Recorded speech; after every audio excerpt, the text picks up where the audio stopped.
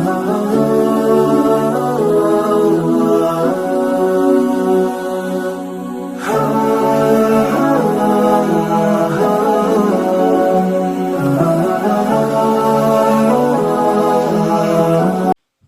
عليكم ورحمة الله وبركاته. الحمد لله رب العالمين، والصلاة والسلام على سيد المرسلين وعلى آله وصحبه أجمعين، أما بعد، فأعوذ بالله من الشيطان الرجيم. بسم الله الرحمن الرحيم.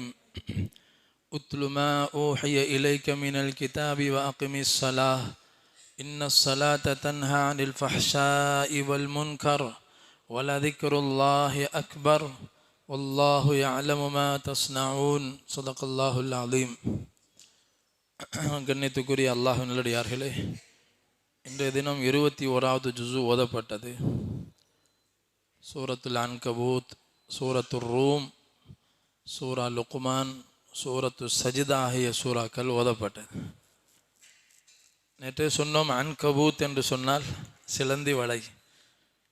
அல்லாஹ்வை நிராகரிக்கக்கூடியவர்கள், அல்லாஹுக்கு இணை வைப்பவர்கள், அல்லாஹ் அல்லாதவைகளை யாரெல்லாம் வணங்குகிறார்களோ அவைகளெல்லாம் சிலந்தி வலைக்கு சமமானது.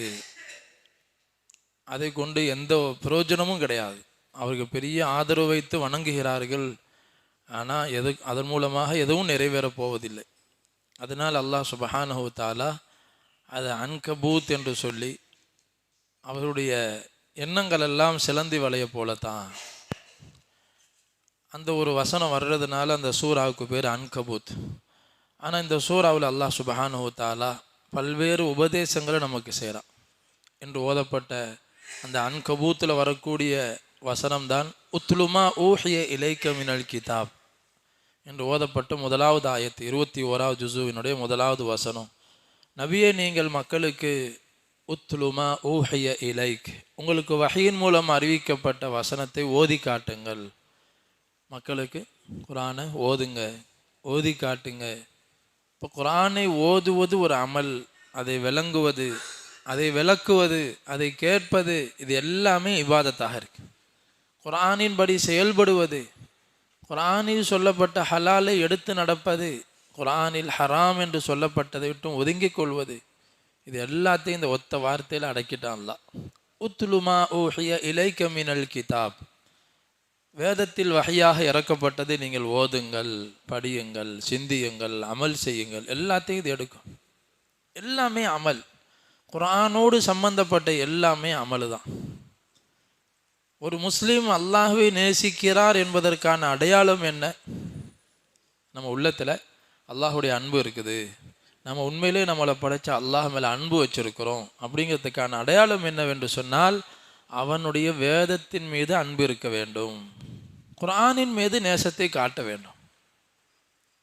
அல்லாஹ்வினுடைய கட்டளைகளில் அன்பை காட்டுதல், அல்லாஹ் எதை ஏவி இருக்கிறானோ அதை செய்கிறதுல மும்முரமாக இருக்கிறது. இதெல்லாம் நம்ம அல்லாஹ்வை நேசிப்பதற்கான அடையாளம். அதனால் ரெண்டாவதாக அல்லாஹ் சொன்னான், அக்மிஸ் ஸலாஹ், தொழுகையை நிலைநாட்டுங்கள். குர்ஆனில் அல்லாஹ் தொழுகையை பற்றி சொல்லும் போதெல்லாம் சல்லூன்னு அல்லாஹ் சொல்ல மாட்டான், தொழுங்க அப்படி சொல்லலை. இகாமத்து ஸலாஹ், அகீமுஸ் ஸலாஹ், தொழுகையை நிலைநாட்டுங்கள் என்று சொல்லுவான். அதுக்கு உலமாக்கள் சொல்கிறாங்க, அல்லாஹ் ஏன் தொழுவுங்கன்னு சொல்லாமல் தொழுகையை நிலைநாட்டுங்கிற வார்த்தையை சொல்கிறான் என்றால், அதை முறையோடு பேணி தொழுவுங்கன்னு அர்த்தம். தொழுகைக்கு என்னவெல்லாம் தேவையோ வெளிரங்கமான சுத்தத்தையும் ஏற்பாடு செய்வது, ஒதுவிலிருந்து குளிப்பிலிருந்து எப்பப்போ எது அவசியமோ அதை முறையாக செய்து, உடல் சுத்தம், உடை சுத்தம், தொழும் இடம் சுத்தம், எல்லாவற்றுக்கும் மேலாக உள்ளமும் சுத்தமாக இருத்த, உள்ளத்தையும் சுத்தமாக்கி கொண்டு. ஏன்னா அல்லாஹ் பரிசுத்தமானவன், அல்லாஹ் எல்லா குறைகளை விட்டு பரிசுத்தமானவன். எந்த குறையும் அல்லாஹ்ட்ட சொல்ல முடியாது. அல்லாஹ்ட்ட என்ன குறை இருக்குது? இல்லை. அல்லாஹ்வால முடியாதது எதுவும் இல்லை. அல்லாஹ் எல்லா விஷயங்களும் ஆற்றல் உள்ளவன். எந்த ஒரு பலகீனத்தையும் அல்லாஹ் மேலே சொல்ல முடியாது. அல்லாஹ்க்கு இது தெரியாது, நவுது பில்லாஹ், அல்லாஹ்க்கு இது விளங்காது, அல்லாஹுக்கு தெரியாமல் இந்த காரியத்தை செய்து விடலாம் என்று இந்த பூமியில், இந்த அண்ட சராசரங்களில், அவனுடைய படைப்பில் எந்த ஒன்றுமே ஒரு அணுவும் அல்லாஹ்வுக்கு தெரியாமல் இயங்குறது இல்லை. அதனால் அந்த அல்லாஹ் பரிசுத்தமாக இருக்கிறதுனால அடியார்கள் தன்னை வணங்க வரும் பொழுதும் பரிசுத்தமாக இருக்க வேண்டும் என்று அல்லாஹ் கட்டளையிடுறான். இப்போ அந்த சுத்தங்களில் பேணி தக்பீரு கட்டிலிருந்து சலாம் கொடுக்குற வரைக்கும் எதெல்லாம் ஃபர்லு, எதெல்லாம் சுன்னத்துகள், வெளிரங்கமான உள்ளத்தால் செய்யப்படக்கூடிய வெளிரங்கமான உறுப்புகளை சரியாக வைக்கணும். தொழுகையில் தக்பீரில் எப்படி, ருக்கூல எப்படி, சஜிதால எப்படி, பார்வை எங்கே வைக்கிறது, இதெல்லாம் முறையாக செய்வதன் மூலமாக உள்ளத்தில் ஓர்மை உண்டாகும். உள்ளம், ஒருத்தருடைய உள்ளம் அல்லாஹ்வுடைய சிந்தனையோடு இருக்குதுங்கிறதுக்கான வெளிரங்கமான அடையாளமும் அதுதான். ஒரு தடவை ஒரு சஹாபி தொழுதுட்டு இருந்தார். தக்பீர் கட்டி தொழுதுகிட்டே தாடியை கோதிக்கிட்டே தொழுதுட்டு இருந்தார் இப்படியே. அப்போ நபி ஸல்லல்லாஹு அலைஹி சொன்னாங்க, இவர் தொழுகையில் இல்லைன்னு சொன்னாங்க, இவர் எதையோ சிந்திச்சுட்டு இருக்கிறாருன்னாங்க. அப்போ உடல் உறுப்புகளை முறையாக வைப்பது இருக்கிறது, அது உள்ளம் ஓர்மையாக இருப்பதற்கான அடையாளம். யாருக்கு முன்னாடி நாம் நிற்கிறோம்? அகிலத்தின் அதிபதி.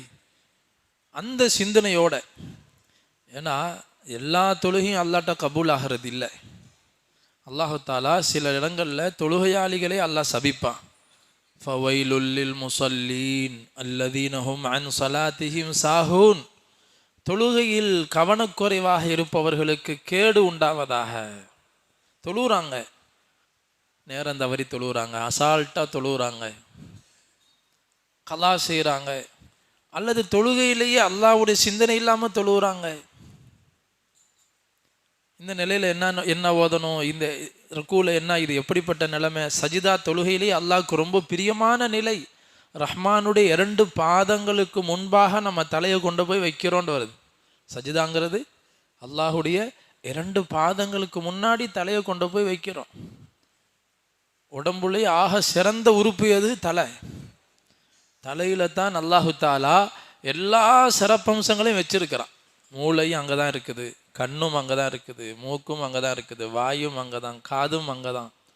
தலை மட்டும் இல்லைன்னா மனிதன் கை இல்லாமல் வாழலாம், கால் இல்லாமல் வாழ்ந்துடலாம், தலை இல்லாமல் வாழ முடியாது. மனிதனுக்கு தலையை அல்லாஹ் எங்கே வச்சிருக்கிறான்? மனிதனுடைய உடம்புல உயர்ந்த இடத்துல அல்லாஹ் வைத்திருக்கிறான். அந்த உயர்ந்த உறுப்பை பூமிக்கு கீழே கொண்டு போய் அல்லாஹுக்கு முன்னாடி வச்சு பணிச்சிட்டேன். அல்லாஹ் நீ படைத்தாய், சுபஹான ரப்பியல் அலா வ பிஹம்தி, என்னுடைய உயர்வான இரட்சகன், எல்லா குறைகளை விட்டும் மகா பரிசுத்தமானவன். யா அல்லாஹ், ஏதோ உனக்கு எவ்வளோ முடியுமோ என்னால் நான் வந்து வச்சிட்டேன் என் தலையை, என்னை ஏற்றுக்கோ, என்னை மன்னிச்சிரு, நான் உன்னுடைய அடிமை அப்படிங்கிற கருத்தில் தான் சஜிதா செய்கிறோம். இந்த சிந்தனையோடு போகிறோமா சுஜூதுக்கு? இப்படி தொழுகையை முறையாக நிலையை நாட்டுதல் என்ற அர்த்தம் வர வேண்டும் என்பதற்காகத்தான் அகிமி ஸலான் அல்லாஹ் சொன்னான். இன்று ஓதப்பட்ட முதல் வசனத்தில் குர்ஆன் ஓதுவதை அல்லாஹ் சொல்லிட்டு தொழுகையை முறையாக நிலைநாட்டுங்கள். ஏன் இப்படி முறையாக அல்லாஹ் தொழுகையை தொழ சொல்கிறான்? வெறுமனையாக தக்பீர் கட்டணும், என்ன ஓதணுமோ அதை ஓதலை, அல்லாஹ்வுடைய சிந்தனை இல்லை, சும்மா கட்டி குனிஞ்சு எந்திரிச்சு போனால் இது ஒரு சடங்கு. தொழுகையை கொண்டு எதை அல்லாஹ் எதிர்பார்க்கிறான்னு அது நிறைவேறாது. அல்லாஹ் என்ன எதிர்பார்க்கிறான்? தொழுகையினுடைய பயிற்சியின் மூலமாக நான் அல்லாஹுக்கு முன்னாடி இருக்கிறேன். பாருங்கள், ஒரு ஹலாலான விஷயம் கூட தொழுகையில் ஹராமாயிருது. தக்பீர் கட்டிட்டா சாப்பிட மாட்டோம், குடிக்க மாட்டோம், பக்கத்துக்கிட்ட பேச மாட்டோம். சலாம் கொடுக்குற வரைக்கும் ஒரு பயிற்சி அல்லாஹ் கொடுக்குறான். ஏன்? அல்லாஹ் பார்க்குறான், நான் அல்லாஹ்கிட்ட பேசி கொண்டு இருக்கிறேன், இதுக்கிடையில் நான் யார்கிட்டையும் பேச மாட்டேன். சலாம் கொடுக்குற வரைக்கும் அது எல்லாம் உலக அலுவல்கள் எல்லாத்தையும் நம்ம புறந்தள்ளிடுறோம். அப்போ அல்லாஹுடைய சிந்தனையோடு தொழுகக்கூடிய அந்த தொழுகை தான் தொழுகை. இதுதான் மனிதனை என்ன செய்யும்? அடுத்த அல்லாஹ் சொல்றான், இன்னஸ்ஸலாஹ் தன்ஹா அனில் ஃபஹ்ஷாஇ வல் முன்கர். தொழுகை இருக்குதே, மனிதனை மானக்கேடான அருவருப்பான காரியங்களை விட்டு இது தடுக்கும். ஹராமான விஷயங்களை விட்டும் மனிதனை தொழுகை தடுக்கும் அல்லாஹ் சொல்கிறான். இப்போ தொழுகிறாரு, விபச்சாரம் செய்கிறாரு, தொழுகிறாரு, மோசடி செய்கிறாரு, தொழுகிறாரு, இந்த பாவங்கள்லாம் செய்கிறாரு, அப்போ அவர் தொழுகவே இல்லை. தொழுகிறார் என்றால் சடங்காக செய்து கொண்டிருக்கிறார். இப்போ தொழுகை எந்த நோக்கத்தோடு அல்லாஹ் தந்திருக்கிறான், அந்த நோக்கம் நிறைவேற வேண்டும் என்று சொன்னால் தொழுகையாக இருக்கு. அதனால தான் அடுத்து அல்லாஹ் சொன்னான், வலதிக்ருல்லாஹி அக்பர். அல்லாஹ்வை நினைவு கூறுவதுதான் உலகத்திலே ஆகப்பெரிய விஷயம். தொழுகையில கூட அல்லாஹ்வுடைய சிந்தனை இல்லாட்டி மூசா அலைஹிஸ்ஸலாத்து அல்லாஹ் நபியாக்கிட்டு என்ன சொன்னா, அக்மி ஸலாத்த லிக்ரி, நபியை தொழுகையை நிலைநாட்டுங்க என்னைய நினைவு கூறுவதற்காக. அந்த தொழுகையிலேயாச்சும் என்னைய மனிதன் நினைக்கணும். அல்லாஹ்வை வணங்க வந்த இடத்துல கூட நமக்கு அல்லாஹ்வுடைய சிந்தனை வரலைன்னா நாம் எவ்வளோ அல்லாஹ் விட்டு தூரமாக இருக்கிறோம். தொழுகையில் அல்லாஹ்வுடைய சிந்தனை வரும். அதான் அல்லாஹ் சொன்னா வலதிக்ருல்லாஹி அக்பர், அல்லாஹ்வை திக்ரு செய்வதுதான் மிகப்பெரிய பாக்கியம். தொழுதும் அல்லாஹ்வை சிந்திக்காட்டி.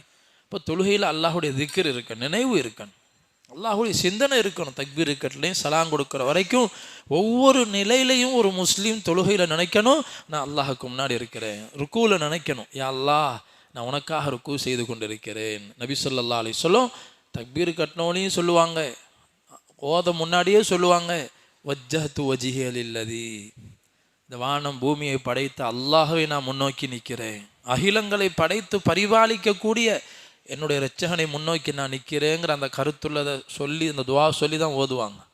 ருக்கூவில் போய் என்ன சொல்லுவாங்க நபி ஸல்லல்லாஹு அலைஹி வஸல்லம், நமக்கு தஸ்பீஹ் மட்டும்தான் தெரியும், சுப்ஹான ரப்பியல் அலீம் சுப்ஹான ரப்பியல் அலீம் வபிஹம்தி தான் தெரியும். நபி ஸல்லல்லாஹு அலைஹி வஸல்லம் இதே சொல்லுவாங்க, அல்லாஹும்ம லக்க ரகஅத்து, யா அல்லாஹ் நான் உனக்காக தான் ருக்கூவில் நிற்கிறேன், உன் முன்னாடி நான் குனிஞ்சு நிற்கிறேன் அல்லாஹ். சஜிதால போய் சொல்லுவாங்க நபி ஸல்லல்லாஹு அலைஹி வஸல்லம், லக்க சஜத்து, யா அல்லாஹ் நான் யாருக்காகவும் இப்போ நான் சஜூது செய்யலை, உனக்கு தான் நான் சுஜூத் செஞ்சுட்டு இருக்கிறேன். ஒவ்வொரு நிலையிலையும் ஒரு முஸ்லீம் தன் தொழுகையில் நான் அல்லாஹ்வுடைய தர்பாரில் இருக்கிறேங்கிற சிந்தனையோட தொழுகன். அந்த சிந்தனை தான் மிகப்பெரிய பாக்கியம். நபி ஸல்லல்லாஹு அலைஹி வஸல்லம் சொன்னாங்க, ஒவ்வொரு மனிதனுக்கும் அல்லாஹ் ஒவ்வொரு நாளும் பாக்கியங்களை அள்ளி கொட்டிக்கிட்டே இருக்கிறான். சாப்பிட்ற ஆரோக்கியம், உணவு, உடை, காற்றை சுவாசிப்பது, இலகுவான முறையில் சுவாசிக்கிறோம், சிறுநீர் இலகுவாக போகுது, எல்லா விஷயங்களும் நமக்கு இலகுவான முறையில் வாழ்ந்துட்டு இருக்கிறோமே, இது அல்லாஹ்வினா தரப்படக்கூடிய பாக்கியம் இதெல்லாம். ஆனால் அல்லாஹ் வழங்கக்கூடிய பாக்கியங்களில் உன்னதமான பாக்கியம் எதுவென்றால் நபி ஸல்லல்லாஹு அலைஹி வஸல்லம் சொன்னாங்க, அல்லாஹ்வை சிந்திக்கிற பாக்கியம். யாருக்கு அல்லாஹ்வுடைய சிந்தனை வருது? திக்ர் செய்தாலும், ஓதினாலும், தர்மம் செய்தாலும், தெருவில் நடந்தாலும், உட்கார்ந்தாலும், ஒரு நாளைக்கு அந்த அல்லாஹ்ட்ட போகிற நேரம் எப்போ வருமோ தெரியாதே என்ன சிந்தனையோடே உலகத்தை வாழ்கிறார். இவர் பெரும் பாக்கியசாலி. ஹதரத் இப்னு அப்பாஸ் ரலியல்லாஹு இந்த ஆயத்துக்கு சொல்லும் போது வலதிக்ருல்லாஹி அக்பர் என்று சொன்னால் வெளிரங்கமான அர்த்தம், எல்லாரும் சொல்லக்கூடிய விளக்கம், அல்லாஹ்வை சிந்திப்பது தான் மிகப்பெரிய விஷயம் நாங்கள் அல்லாஹ் சொல்கிறான். இதுக்கு இப்னு அப்பாஸ் அதனால் இப்படி ஒரு அர்த்தமும் வைக்கலாம். சொல்கிறாங்க, அல்லாஹ் யாரை நினைக்கிறானோ அது மிகப்பெரிய பாக்கியம். அல்லாஹ் நினைப்பது, ஒரு அடியான அல்லாஹ் நினைக்கிறான். யார் அல்லாஹ் நினைப்பான்? யார் அல்லாஹ் அதிகமாக நினைக்கிறானோ, அல்லாஹ்வுடைய சிந்தனையில் யார் வாழ்கிறானோ அவனை அல்லாஹ் நினைத்து கொண்டிருப்பான். என்னுடைய இன்ன அடியான் இன்ன அமல் செய்து கொண்டிருக்கிறான், இன்ன வேலையில் ஈடுபட்டு கொண்டிருக்கிறான். அல்லாஹ் நம்மை நினைக்கும்படியாக நம்ம நடக்கணும். ஆக இந்த விஷயங்கள் எல்லாம் அல்லாஹ் என்று ஓதப்பட்ட முதலாவது வசனங்களில் நம்மை அல்லாஹ் தர்பீத் செய்யக்கூடிய பல விஷயங்களை நமக்கு சொல்லித்தந்தான்.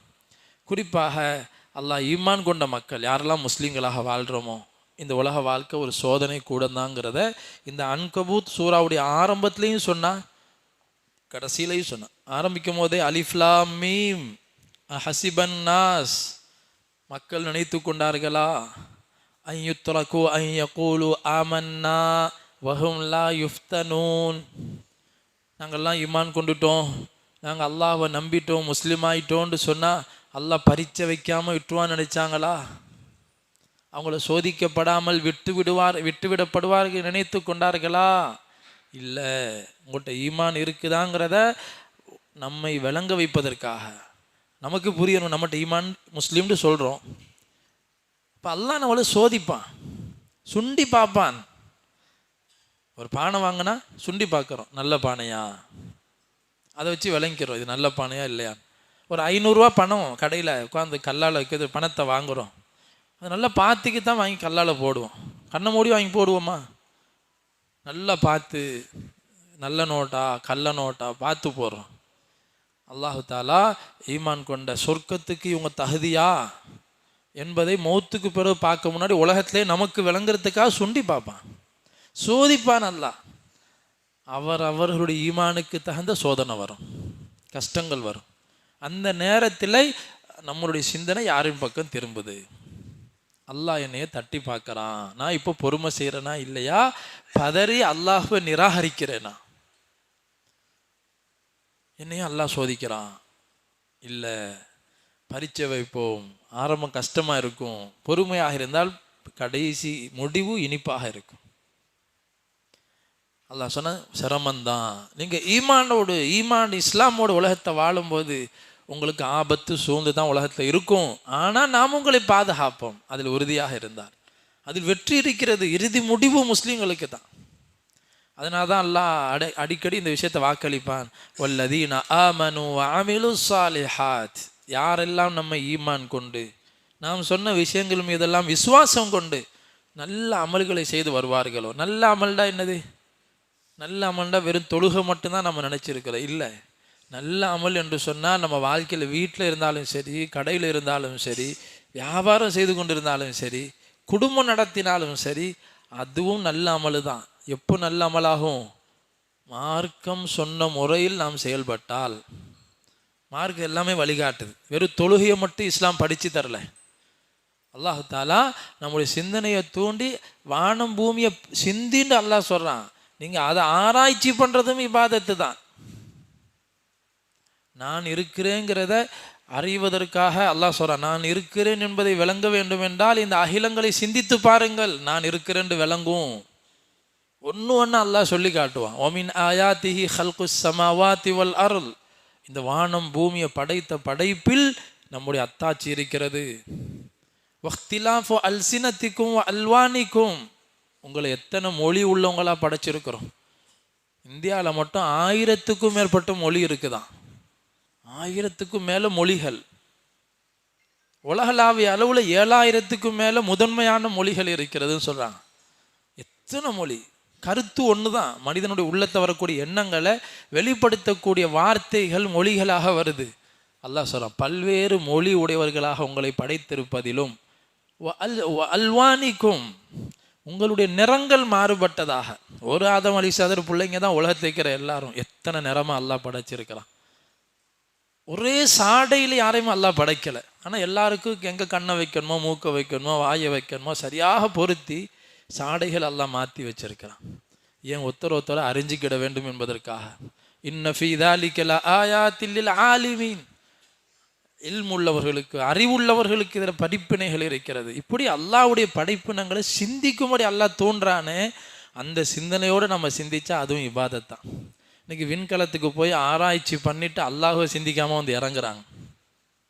இது அறிவாளி கிடையாது. எல்லாம் இவ்வளோ செலவு பண்ணி இவ்வளோ தியாகங்கள் செய்து எதை அடைவதற்கு? தன்னை காட்டிக்கொள்வதற்காக, நான் உலகத்தில் சாதித்து விட்டேன் என்பதற்காக செய்தால் அனைத்தும் முட்டாள்தனம். இவ்வளோ ஆராய்ச்சி செய்து இந்த ரப்பை வழங்கினார்கள். எங்கும் வாழ முடியாத மனிதன் வாழ்வதற்கான அமைப்பு இந்த பூமியில் மட்டும்தான் இருக்கிறது. ஏன் அங்கே போய் இன்னும் வாழலை மனுஷன்? என்னென்னமோ ட்ரை பண்ணி பார்க்குறாங்க. போயிட்டு எப்படா பூமிக்கு வருவோம் தான் பார்க்குறான். யார் எங்களை வந்து கூப்பிடலன்னு மாட்டிக்கிட்டு கவலைப்படுறவங்க தான் உலகத்தில் இருப்பான். திருப்பி எப்போ பூமிக்கு போவோம்? அல்லாஹ் சொல்கிறான், நீங்கள் சிந்தித்தால் என்னை விளங்கலாம். ஆக நம்முடைய இபாதத் என்று சொல்வது இந்த தொழுகையின் மூலமாக, குர்ஆன் ஓதுவதின் மூலமாக வாழ்க்கையில் எல்லா துறையிலையும் நாம் அல்லாஹ் சொன்ன பிறகு நடப்பேன். அல்லாஹ் சொல்கிறான், நீங்கள் இதெல்லாம் அடைகிறதுக்கு ஒரு தியாகம் செய்யணும். ஒமன் ஜாஹத் ஃபஇன்னமா யுஜாஹிது லினஃப்ஸிஹி, அல்லாஹ்வை அடைவதற்காக, சொர்க்கத்தை அடைவதற்காக, இந்த ஈமானை நீங்கள் அடைவதற்காக யார் தியாகம் செய்வார்களோ அது அவருக்குத்தான் பிரயோஜனம். இந்த சூரா முடிக்கும் போதும் அல்லாஹ் சொன்னான், ஒமன் ஜாஹத வல்லதீன ஜாஹது ஃபீனா, நம்மை அடைவதற்காக யாரெல்லாம் தியாகங்கள் செய்வார்களோ, தீனுக்காக ஒரு தியாகம் செய்யும் அல்லாஹ் அடைவதற்காக. ஏன்னா மூத்து வந்த பிறகு ஆசை வரும் தியாகம் செய்கிறதுக்கு. மூத்து வந்த பிறகு, இன்னைக்கு சூரா சஜிதாவில் அல்லாஹ் சொல்லி காட்டினான்ல, சக்கராத் வந்த பிறகு மலக்குமார்களை பார்த்த பிறகு மனிதன் சொல்லுவான், ரப்பனா அபுசர்னா வ சமிஅனா ஃபர்ஜிஅனா நஅமல் சாலிஹா இன்னா மூகினூன். அல்லாஹ் உலகத்தை பயானில் கேட்கும் போதெல்லாம் நம்ப முடியலை, அப்போல்லாம் கண்ணுக்கு ஒன்றும் தெரியலை, அப்போல்லாம் எங்களுக்கு புரியலை. அல்லாஹ் இப்போ விளங்குது, மலக்குமார்களை பார்த்த பிறகு இப்போ எல்லாம் கூக்குரல்கள்லாம் விளங்குது. ஒரே ஒரு சான்ஸு கொடு. ஃபர்ஜிஅனா நஅமல் சாலிஹா, நாங்கள் நல்ல அமலை இப்போ செய்கிறோம் அல்லாஹ், நீ சொன்ன பிரகாரம் வாழ்ந்துட்டு வர்றோம். சக்கராத்தில் அல்லாட்ட சொல்லுவாங்க, நீ சொன்னதை மட்டுமே செய்கிறோம், உனக்கு மாறு செய்யவே மாட்டோம். இன்னா மூக்கினூன், இப்போ எங்களுக்கு யக்கீன் வந்துருச்சுவாங்க. யக்கீனுடா என்ன? கண்ணால் பார்த்த பிறகு ஒரு விஷயத்தை நம்புகிறோமா இல்லையா, அதுக்கு பேர் யக்கீன். ஒரு விஷயத்தை கண்ணால் பார்த்தா எப்படி நம்புவோமோ அந்த மாதிரி நம்புறதுக்கு பேர் யக்கீன்.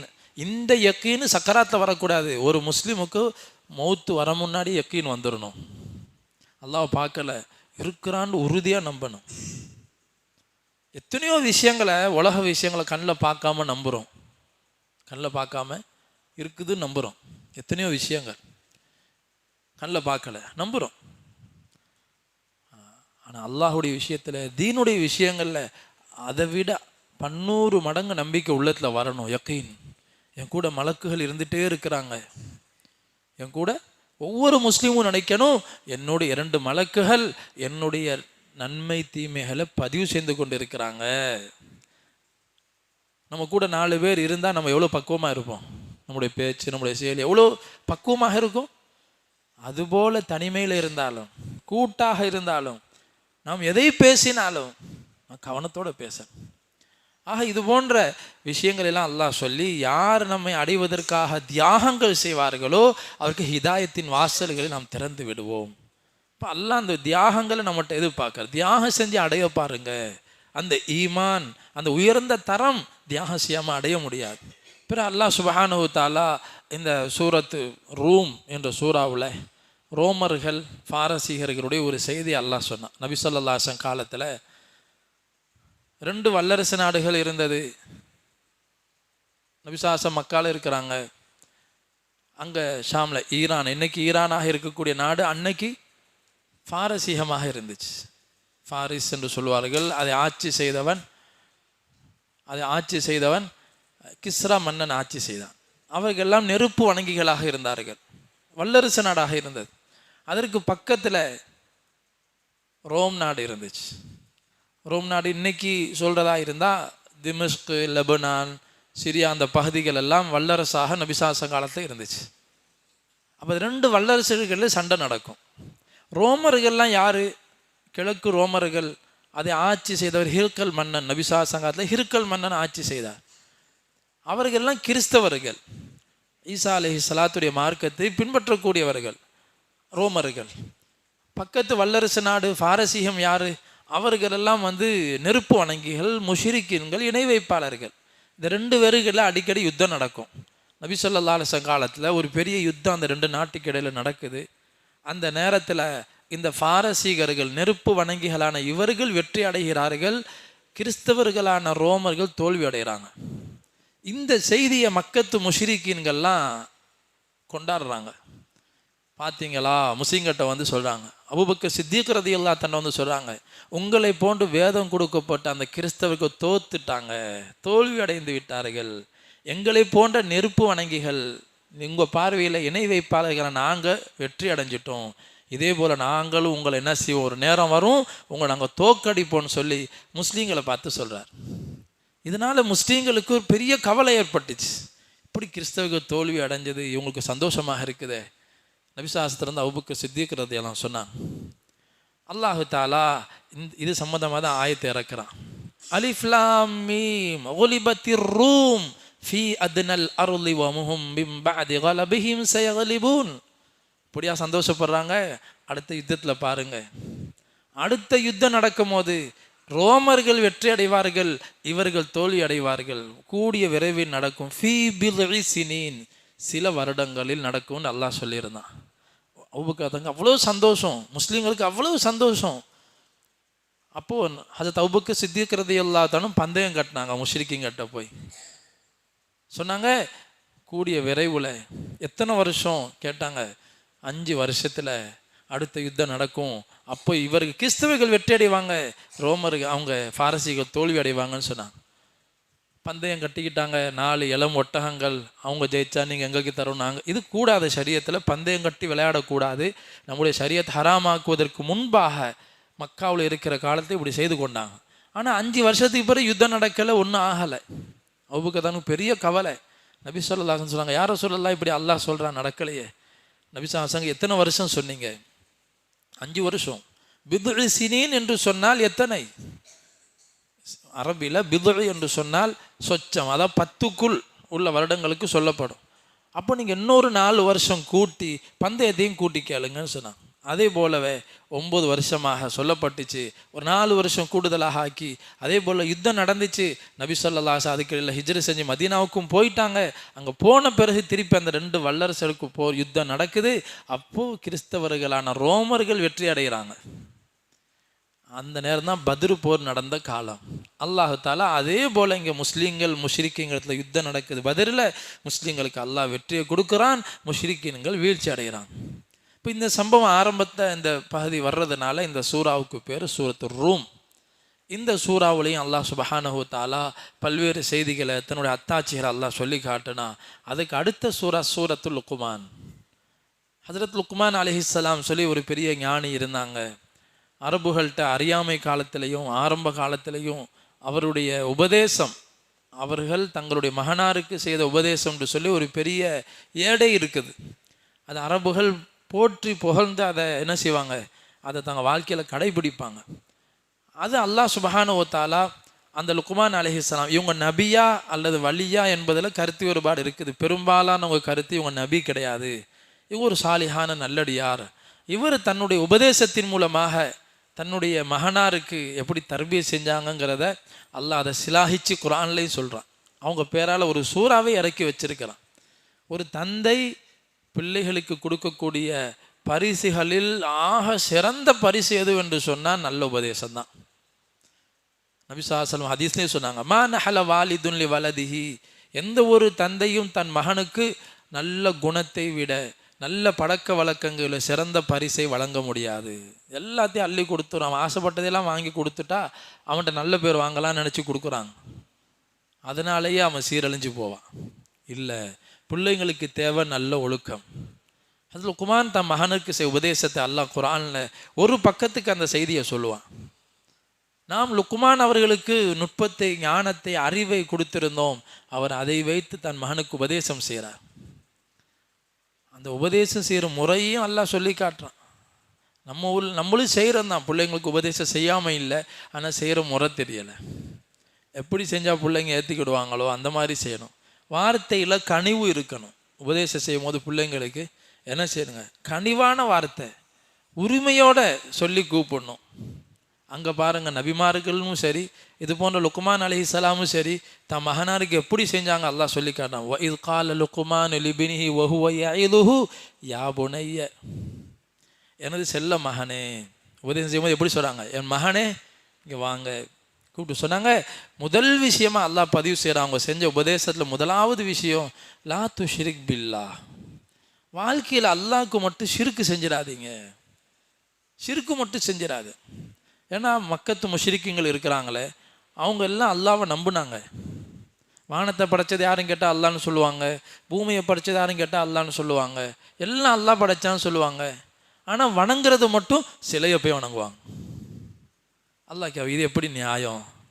செய்கிறதெல்லாம் நீங்கள் நன்றி செலுத்துறது ஒரு கல்லுக்கு போய் செய்வீங்க, இது எப்படி நான் ஏற்றுக்க முடியும்?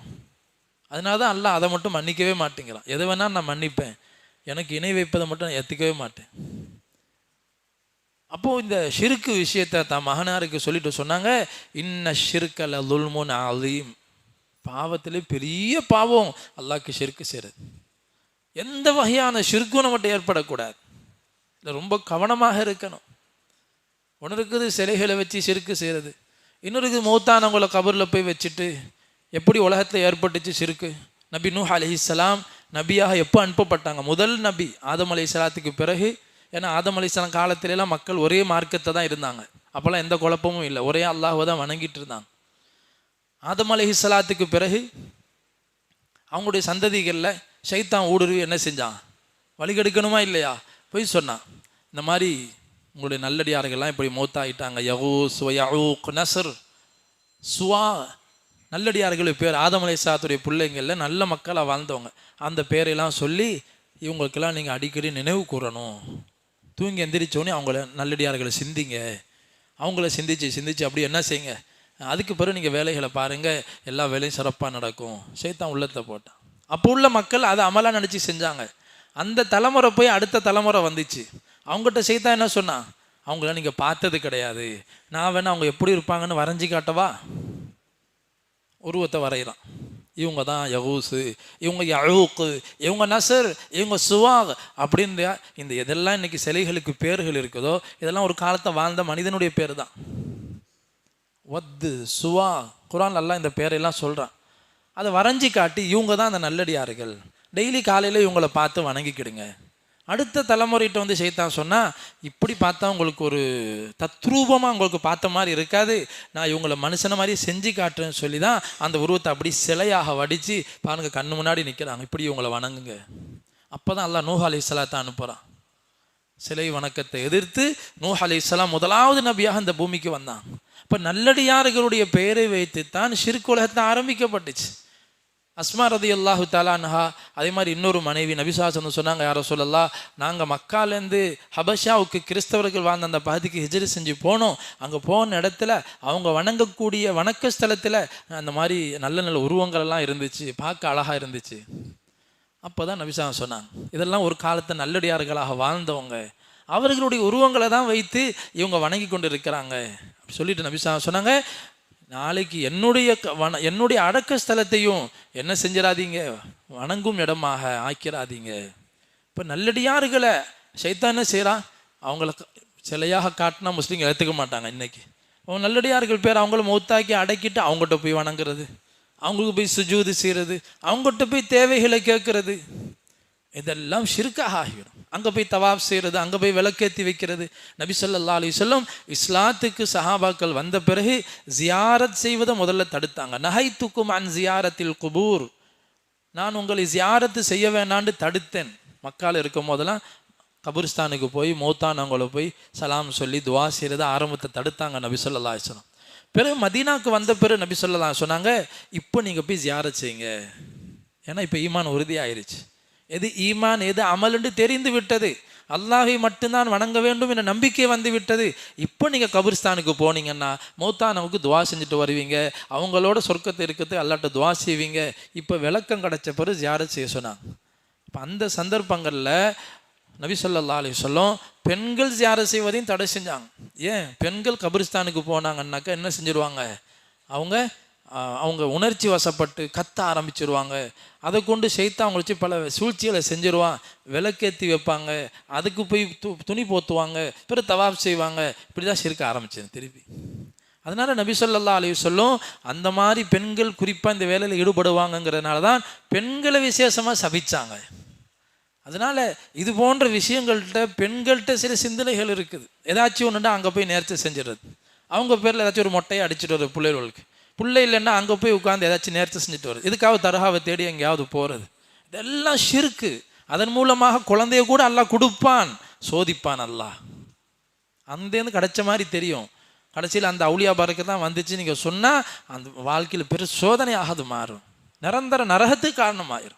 இப்போ இது போன்ற விஷயங்களை விட்டும் நம்மளுடைய உள்ளத்தில் தெளிவான சிந்தனை இருக்கணும். ஷிர்க்கு எந்த ரூபத்தையும் நம்மகிட்ட வரலாம், அந்த விஷயங்களை நம்ம விளங்கி அதை விட்டு தூரமாக இருக்கணும். அதை தான் சொன்னாங்க லுக்மான் அலைஹிஸ்ஸலாம் மகனாருக்கு, இன்ன ஷிர்க லதுல்முன் அலீம், ஷிர்க்கு பயங்கரமான பாவம், அதுக்கு ஈடான பாவம் எதுவும் கிடையாது.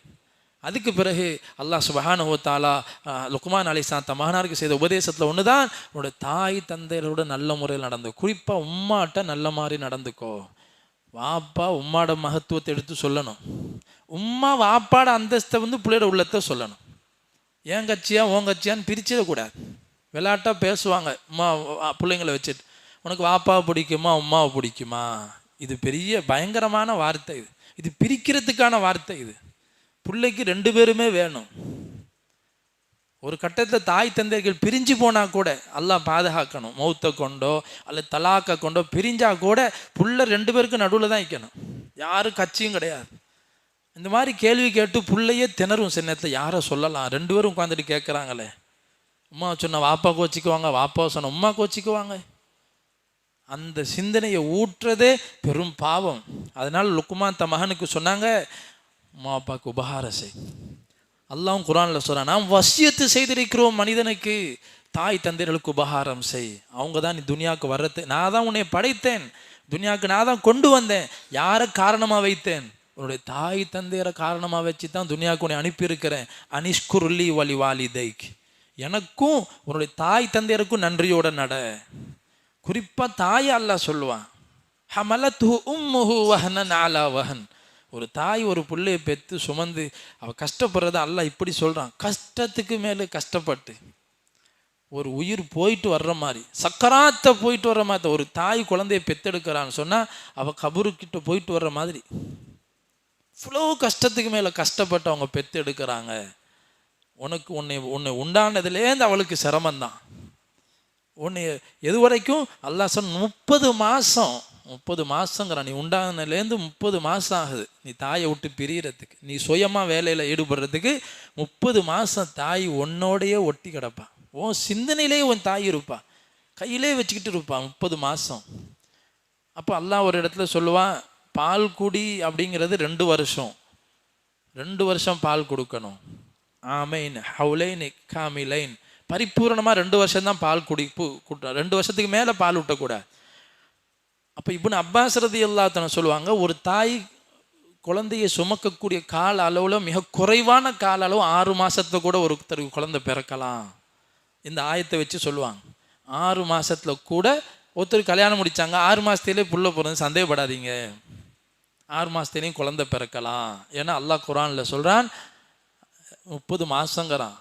2 மாதம் பால் கொடுத்தாங்க அப்படின்னு சொன்னால் 24 மாதம் போயிடுது. அதில் 2 வருஷங்கும் போது 24 மாதம் பால் ஊட்டுறதுன்னு சொன்னால் மிச்சம் 6 மாதம் வயிற்றில் இருந்தது. ஆக 30 மாதம். அதனால குறைந்த கால அளவில் குழந்தை பிறந்து ஒரு பிரச்சனை ஏற்படும் போது இந்த ஆயத்தை வச்சு தான் தீர்ப்பு செஞ்சான். ஹைர், அல்லாஹ் சுப்ஹானஹு வ தஆலா தாயினுடைய அந்த சிரமத்தை கஷ்டத்தை சொல்லி அவங்கள நோகிச்சிடாத. ஆனால் எனக்கு மாறு செய்ய சொன்னால், எனக்கு ஷிர்க்கு செய்ய சொன்னால் நீ கட்டுப்படாத. ஃபலா துத்திஉஹுமா. அதே நேரத்தில் துனியாவுடைய விஷயத்தை அவங்கள நல்ல மாதிரி நடந்துக்கோ. ஒரு சஹாபி சஅத் இப்னு அபி வக்காஸ் ரலியல்லாஹு தஆலா அன்ஹு, அவருடைய தாயார் மகன் முஸ்லீம் ஆயிட்டாங்கன்னு சொல்லி அந்த தாய் கெஞ்சுறாங்க, நீ இஸ்லாத்தை விட்டாதான் நான் சாப்பிடுவேன் குடிப்பேன், இல்லாட்டி நான் இப்படியே பசியோடு கடந்து செத்து போவேன், உலக மக்கள்லாம் உன்னை தூற்றுவார்கள், ஒரு தாயை சாகடித்த மகன் என்று உலகம் உன்னை பேசும் அப்படின்னு சொல்லி இஸ்லாத்தை விட சொன்னான். அப்போ தான் இந்த ஆயத்தை அல்லாஹ் இறக்குறான். சஅத் இப்னு அபி வக்காஸ் ரலியல்லாஹு தஆலா அன்ஹு என்ன செய்யறது, தாய் இப்படி சொல்கிறாங்களே, கெஞ்சுறாங்க, இல்லைம்மா அதை சாப்பிட்றது இல்லை முடியாது, 1 நாள் 2 நாள் 3 நாள் 4 நாள் சாப்பிடாம அந்த அம்மா நிற்கிறாங்க. கடைசியில் போய் சொன்னாங்க, அம்மா உங்களுக்கு அல்லாஹ் 100 உயிரை கொடுத்து நீங்கள் ஒவ்வொரு உயிரையும் இப்படி விட்டாலும் நான் ஈமானை இழக்க இயலாது, என்னை படைச்ச அல்லாஹுக்கு நான் நிராகரிப்பு செய்ய முடியாதுன்னு சொன்ன பிறகு அந்த தாய் சாப்பிட ஆரம்பிச்சிட்டாங்க. ஈமானில் உறுதி.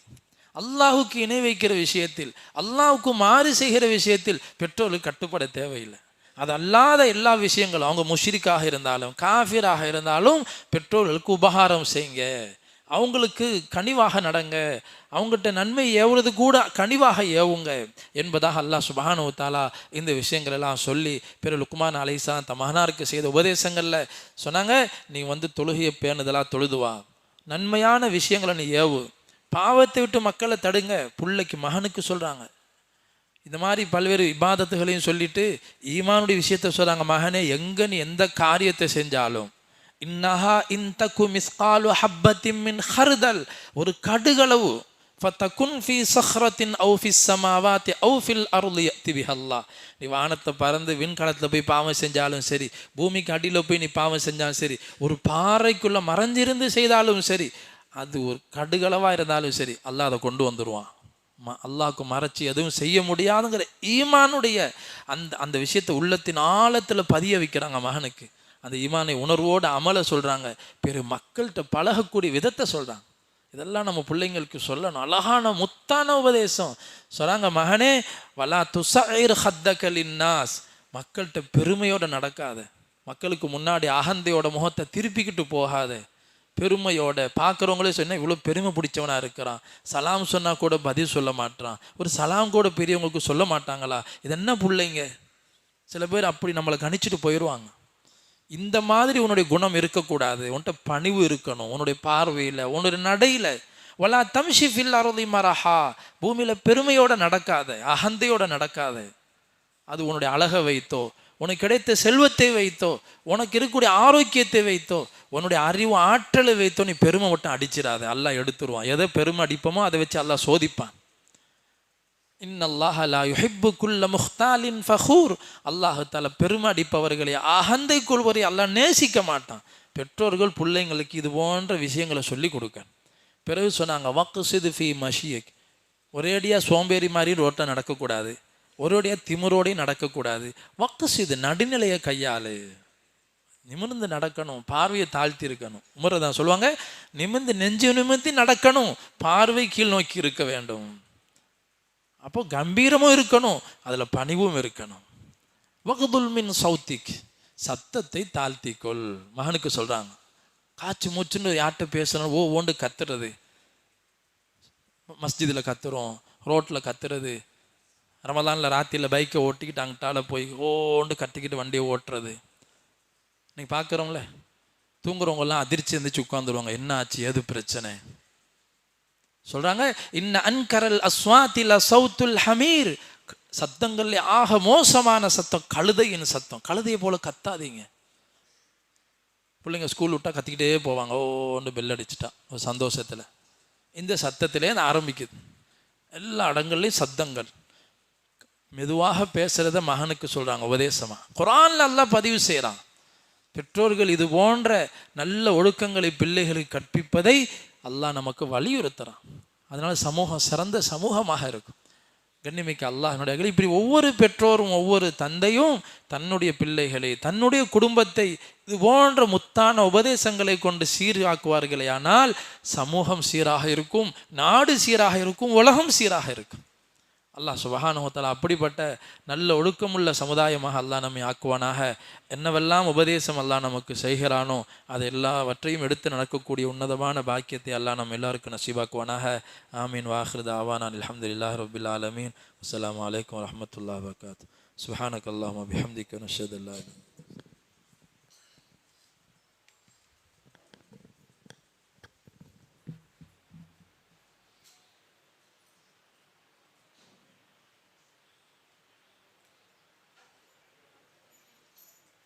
you